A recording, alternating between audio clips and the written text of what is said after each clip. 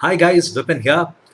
Now, many of my students have been asking me the difference between rights issues, private placements, uh, initial public offers, then follow on public offers, and the like.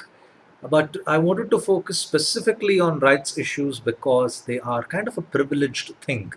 So, let me tell you what rights issues are, and I'll give you the details on how rights issues work and how do companies actually play around with this.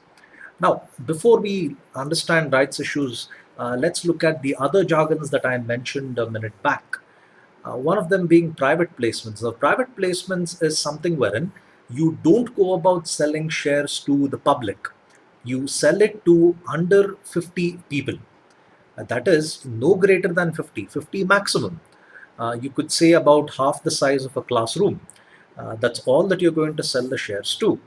Now, what happens in private placements is the people whom you choose to sell your shares, these people buy a large quantity of these shares. So, what happens here is the number of people are less, but how much money you're getting per person is actually more. Now, private placements is something which is not so common in India because not many people are ready to take the risk of investing a huge amount of money in one new company. Like they say, that cliched statement, don't put all your eggs in one basket. So, private placements are not always a very popular thing. And then initial public offers, again, off late, this hasn't been very popular in India. That's probably because the economy itself is not doing so great. I mean, you can just Google the economic indicators for manufacturing industry, and you can see how bad that is right now. So IPOs in India, initial public offer, not doing so well. That's when a new company decides to sell shares to the public. That is the entire billion. Okay, the entire country, in fact, is eligible to buy these shares. Then FPOs are follow-on public offers. Now, let's say all the money that you've collected from the initial public offer has been utilized and the capital has been exhausted. That is, you are getting more projects, you're getting more business, but the initial capital that you have, which you got from the establishment of your business, that is inadequate to support a new business. So what happens is you go about asking the public for additional round of financing. That's what they refer to as a follow-on public offer. Now I've given you a screenshot there. That is the Shipping Corporation of India, the largest shipping company in India.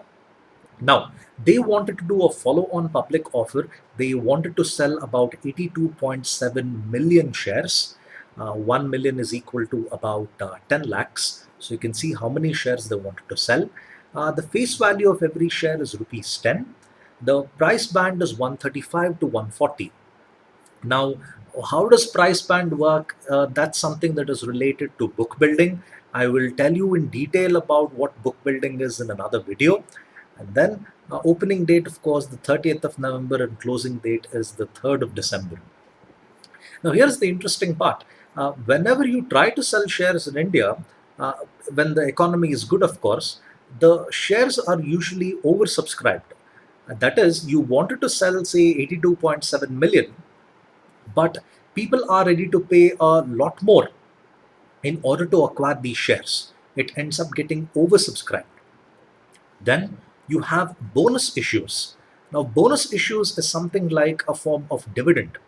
Now, in some cases, a company may not be able to give cash to their shareholders when the results are out, that is, the financial results are out. So, rather than going about giving cash, they might choose to go about giving bonus shares. That is, free shares are given off to the public, the shareholders rather. Now, let me tell you what rights issues are in detail. Now, when I say detail, please don't be under the impression that I will bore you with a lot of information. I try to make it as simple as possible and yet keep the details intact. Now, rights issues are meant for existing shareholders. Okay, they're meant for existing shareholders. Now, existing shareholders are in a case wherein the company will say you should have, say, 20 of the company shares, and you can buy an additional 5 shares at a lower price than what the market actually stipulates.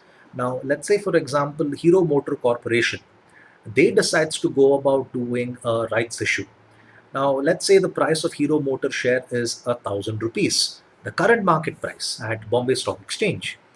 Now, what they tell the shareholders are, if you have 20 shares of Hero Motors, you can buy another 5 shares of Hero Motors at just say 300 rupees. Now, this is a big advantage because although the market is currently trading at 1,000 rupees, you get to buy these shares at just 300 rupees. But there is a condition. You must have about 20 shares of Hero Motors. Now, I'm giving a very low number here because that's an easier way to understand, but that's how rights issues work. You should have a particular number of shares, and you can buy some more shares at a price which is lower than the market price. Now, they do this because they want to gain something called as bridge financing. Now, bridge financing is neither for short term nor for long term, it's something for the medium term. So, for fairly in between, let's say for about 3 years, you have a critical project at hand and you need to make a significant amount of investment. Now, for that, you would go about doing something like this. Okay. Now, there's an example here of Indian hotels. They have gone about issuing the rights issue for compulsorily convertible debentures. Now, compulsorily convertible debentures are a type of debentures wherein for a certain period of time they are debentures, but later on you can convert them into equity. So compulsorily you have to convert them to equity. Now the company plans to raise 1,000 crores through this issue. Now, what will happen is the current holders of debentures, or let's say the current holders of shares in Indian hotels, they get to buy these debentures at a price which is lower than what the market price actually is. Now, when they buy these new debentures, they're able to contribute money from their account to the company's account, and the company is able to get a small amount of money in the form of its financial requirements. Like I said, this is only for a short term basis. So that's one of the reasons why the company decides to go about doing a rights issue. Now, you may ask yourself, where do these new shares actually come from? Does the company create new shares? No, not really. What the company does is the shares of the directors or the promoters, a part of their shareholding is liquidated and in turn given to the public. Now, let's say just about 2% or 3% of their shareholding is liquidated. That is still a very, very big number. So, by liquidating that, there'll be a huge number of shares available. That is something which is sold to the public, and they're able to get a little bit more money from that. So, that's what you have when it comes to rights issues. So, I hope you found this video helpful. Please visit my website, vipinmks.com. I regularly update articles related to education, careers. Of late, I'm writing articles related to mythology and quite a few other topics. So please go to my website as well and check out the content there. And of course, please subscribe to my videos. Thank you for your time. Have a nice day. Bye.